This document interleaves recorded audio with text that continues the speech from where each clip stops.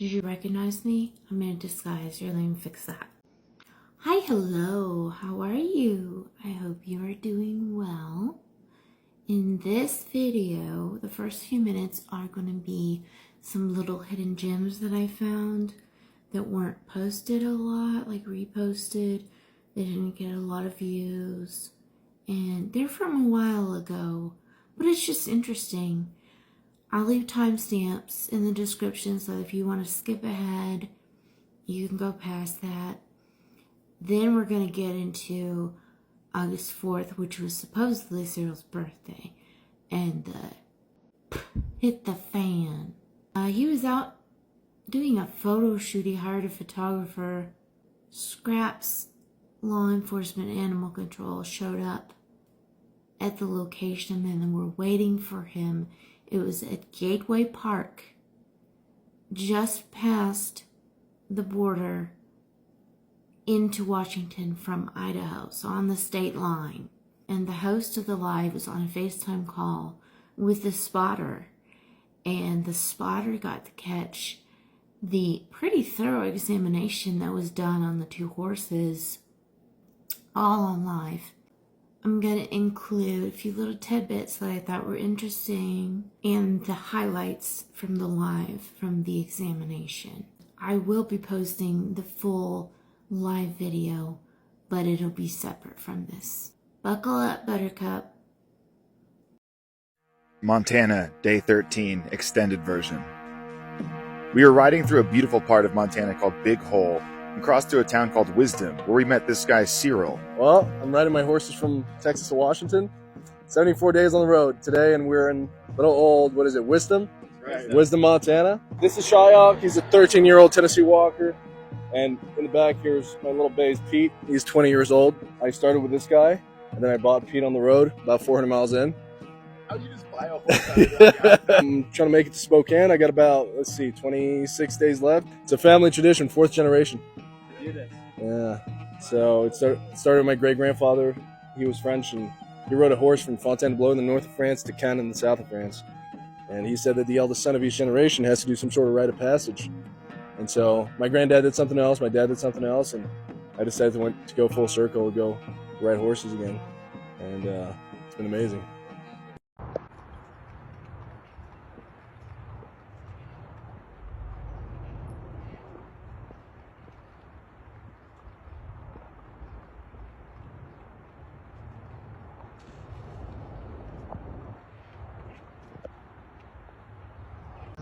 I left Easter Sunday. I'm almost done. From Texas? Yeah. Holy crap. Austin, Texas. Wow, That's amazing. That is so cool. I think it's 116 days now or something. Whoa, crazy. Are you on Instagram posting this? 2RAW2RIDE.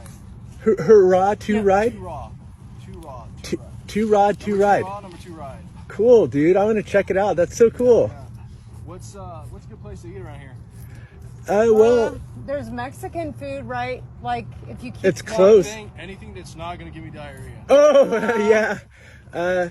Well, just if you head out and then get on 15th or Well, do you Sherman. can you go through town and stuff? Like, and they to the trailhead. Oh, interesting. And they can go down the trailhead?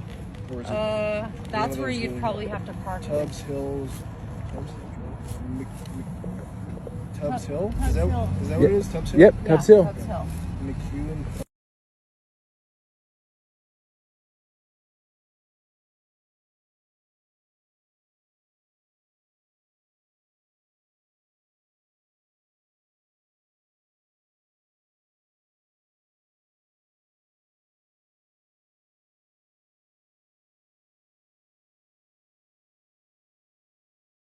And here's where the photographer comes into play. On Cyril's last day, hey look, it's a Polaroid. And the photographer posted this to his Instagram story. He's not hard to find. Yep, that's him. And then Cyril also posted it. But if you look closely, this is where law enforcement had already come down to get him from his photo shoot, to take him back up to the trailer and do the examination. And they both posted this like it's a great thing.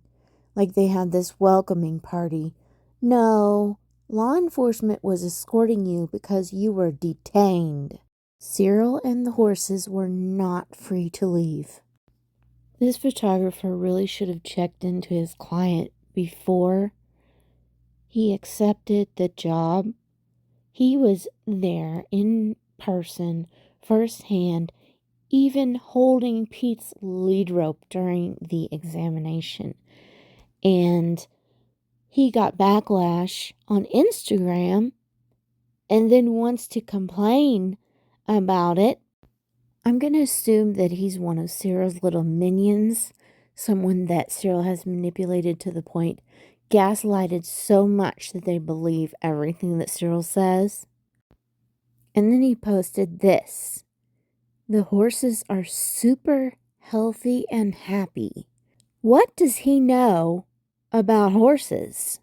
Let's circle back around to the Polaroid where Cyril says, "We made it." I'll show you exactly where he made it to. Just past the state line of Idaho into Washington. Nowhere close to Spokane. It would be a full day of riding, at least 20 miles for him to get from that park to Spokane. So no, he did not make it. Okay, hey guys, so there's a little update for any of you guys that did not see us live streaming. We did a whole live stream on when the police showed up today in the Idaho and Washington state line.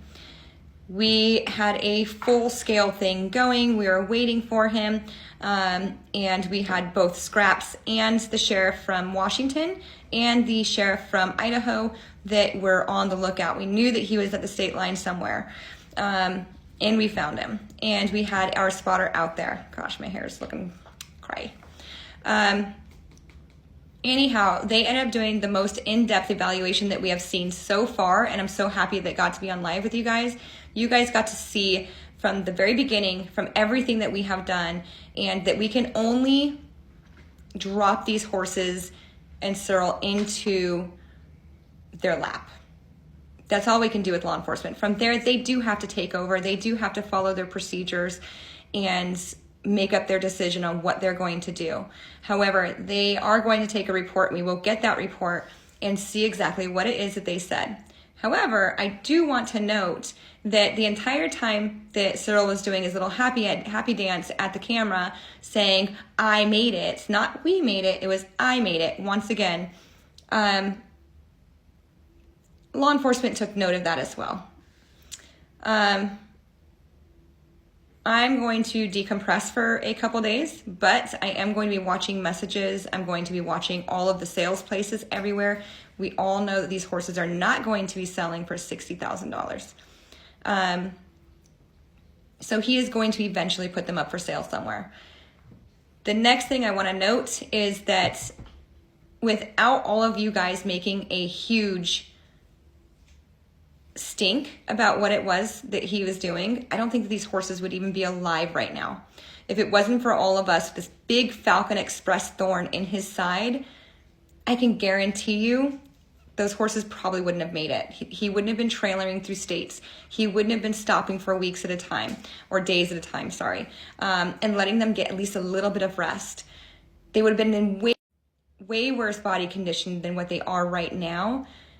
And so for that, I think the thorn in his side called Falcon Express and all of you guys had kept these horses alive.